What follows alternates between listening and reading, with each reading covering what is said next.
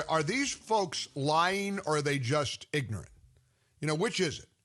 Are they lying or are they just dopes? In other words, when Biden and Clyburn and the rest of them call voter ID laws Jim Crow laws, is that intentional? You know, I've been thinking a lot about the challenges we're facing as a country, and we've been through a lot together, you know? I've been at this a long time. We've been through 9/11. We've been through COVID together. We've been through Katrina. I mean, personal tragedy that you've helped me and lifted me up through. This is a tough time, but we have each other.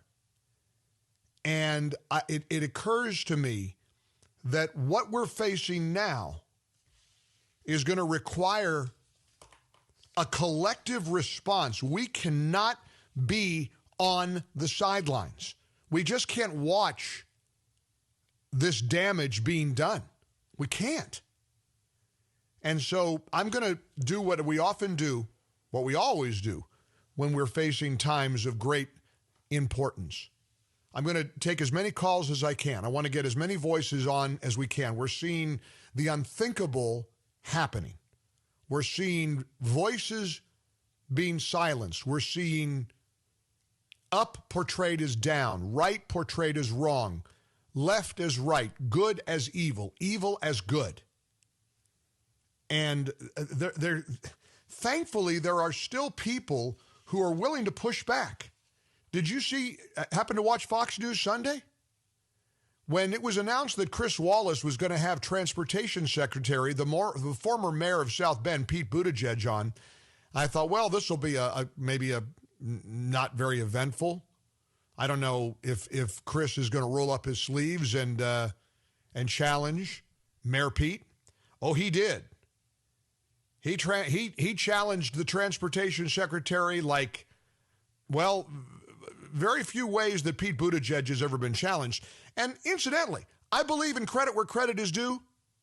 Good for Buttigieg going on Chris Wallace's Fox News Sunday.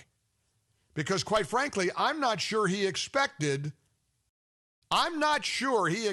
what he got from the host of Fox News Sunday. You see, Buttigieg has been going around bragging that this infrastructure bill, which is hardly infrastructure, is going to create 19 million jobs.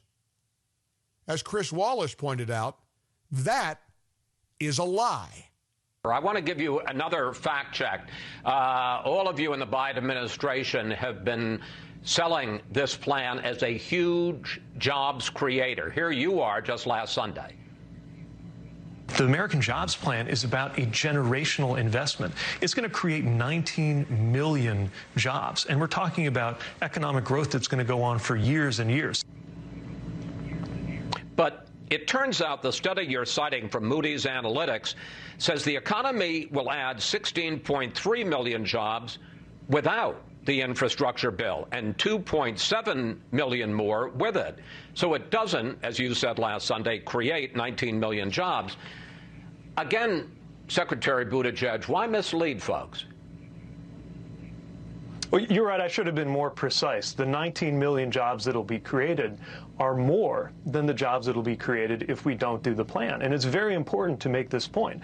As you just showed us, 2 million more, Moody's is saying that we will create 2.7 million. Yeah, exactly. It'll create 2.7 million more jobs than if we don't do it. And that's very important because there are people on this network and others saying with a straight face that this would somehow reduce the number of jobs. In fact, at least according to that Moody's analysis, 2.7 million additional jobs if we pass this package. Just further proof that it's good for the economy, and taken as a whole, it's going to add jobs compared to doing nothing. I admit I wasn't much of a student. I didn't really do well in math. I didn't like math, and maybe this is why. I don't know that 2.7 is just a little bit imprecise from 19 million.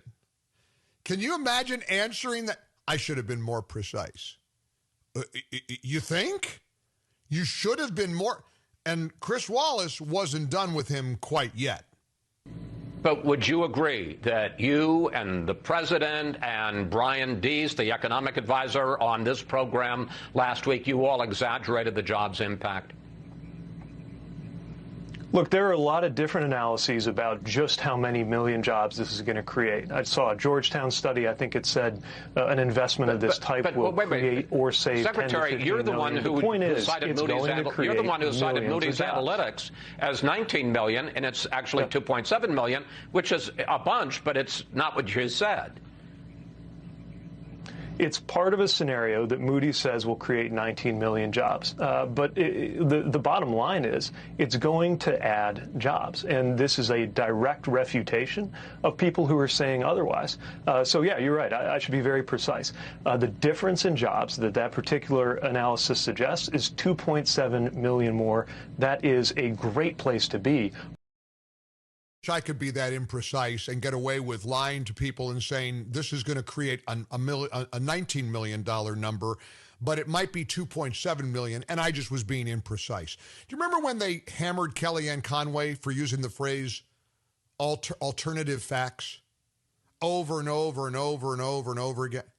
I mean, that was just real. What do you think they'd be doing to a Trump administration official who went around bragging about an infrastructure package that would result, according to Moody's, the source that you're citing, with 2.7 million jobs? Incidentally, nothing wrong with that. But it sure isn't 19 million. And so that exchange, we could break down that exchange real easily. Chris Wallace, hey, Mr. Secretary, why did you lie? Hey, Chris, I should have been more precise. That was that exchange.